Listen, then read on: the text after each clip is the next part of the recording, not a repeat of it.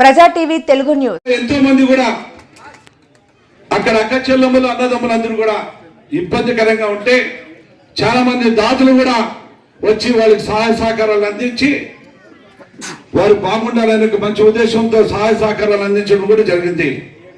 అదే కార్యక్రమం భాగంగా మన గుంటకల్ నియోజకవర్గం నుంచి కూడా మనవంతు సాయం చేయాలని పిలిపిస్తే దాదాపుగా మన 600 క్వింటాల పైచలుగా ధాన్యం, బియ్యం కూడా, బియ్యము, బట్టలు, నూనె అన్ని కూడా ఇక్కడి నుంచి 3 టిప్పర్లో తరలించి అక్కడున్న ప్రజలకి అందించిన మనకు కూడా సాయం అందించారు. కాబట్టి మన గుంటకల్ నియోజకవర్గం ఇక్కడ దాతలు కూడా ప్రత్యేకంగా నేను ధన్యవాదాలు తెలుపుకుంటున్నా.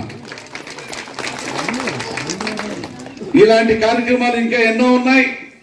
ప్రజలకి మేలు చేయాలా, ప్రజల కోసమే కష్టపడాలనే ఒక మంచి ఉద్దేశంతో ఈరోజు ఎమ్మెల్యే అయి ఇంట్లో కూర్చోదండి, మంత్రులు అయి మీరు ఇంట్లో కూర్చోదండి, వేరే జిల్లాలకు పోయి వేరే రాష్ట్రాలకు పోయి స్వేద తీర్చుకునే కావద్దు. మీరు ప్రజల కోసం వచ్చారు, ప్రజల కోసం మనం గెలిపించారు, ప్రజలకు బాగుండాలని చెప్పేసి ఈరోజు కేబినెట్ కూడా దాదాపుగా పొద్దున్న 11 గంటల నుంచి సాయంత్రం వరకు కూడా ప్రజల శ్రేయస్సు కోసం, ప్రజల కోసమే ఆయన పాట పడుతున్నాడంటే మనందరూ బాగుండాలా, మన రాష్ట్రం బాగుండాలా, మన పిల్లల భవిష్యత్తు బాగుండాలనే ఒక మంచి ఉద్దేశంతో, అదేవిధంగా మన పిల్లలు చదువుకున్న పిల్లవాళ్ళకి ఉద్యోగాల అవకాశాలు కల్పిస్తానని చెప్పించిన భరోసాగా ఈరోజు ఉద్యోగాల అవకాశాలు కూడా కల్పించిన ఘనత మన నారా చంద్రబాబు నాయుడు పెద్ద ఆయన. అదేవిధంగా అన్ని విధాలుగా ఆదుకునే దానికి మన పెద్ద ఆయన ఉన్నాడు. ఇక్కడ కూడా మన గుంటకల్ నియోజకవర్గం కూడా అభివృద్ధి పట్టులో నడిపేదానికి కానీ, మున్సిపాలిటీని అభివృద్ధి చేసేదానికి కానీ, మన గ్రామాలు అభివృద్ధి చేసుకునే దానికి కానీ దాదాపుగా ఒక్కొక్క మండలానికి 3 కోట్ల రూపాయలు వచ్చింది. 3 కోట్లు ఎన్ఆర్ఎస్ఎస్ లో, మరి పంచాయతీ రాజ్ కి, అదేవిధంగా ఆర్డబ్ల్యూఎస్ కి దాదాపుగా 6 కోట్లు రావడం, అవన్నీ కార్యక్రమం అభివృద్ధి చేసేదానికి కూడా మన ముఖ్యమంత్రి చేయడం కూడా మంచి అద్భుతమైన సహకారం అందిస్తున్నారు. మన గుంటకల్ నియోజకవర్గంలో తాగునీటి సమస్య చాలా తీవ్రంగా ఉంది అని చెప్పడం, ఆ ఎలక్షన్ లో అనుగుణంగా ఈరోజు మన పాతకొ చెరువు కావచ్చు, వైటి చెరువు కావచ్చు, అదేవిధంగా గుర్తు చెరువు కావచ్చు, మన అదృష్టం భాగంగా ఈ 3 చెరువుల్లో నీళ్ళు కూడా ఈరోజు చాలా బ్రహ్మాండంగా నీళ్లు ఉన్నామంటే వర్ణదేవుడు కూడా కలిగించాడు.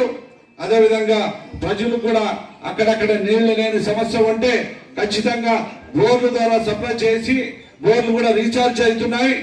అన్ని విధాలుగా నీళ్లు లేని ప్రాబ్లం ఈ గుంటకల్ నియోజకవర్గంలో చేసి చూపిస్తానని చెప్పి ఈ సందర్భంగా నేను మనవి చేసుకుంటున్నా. ఈ గుంటకల్లో కూడా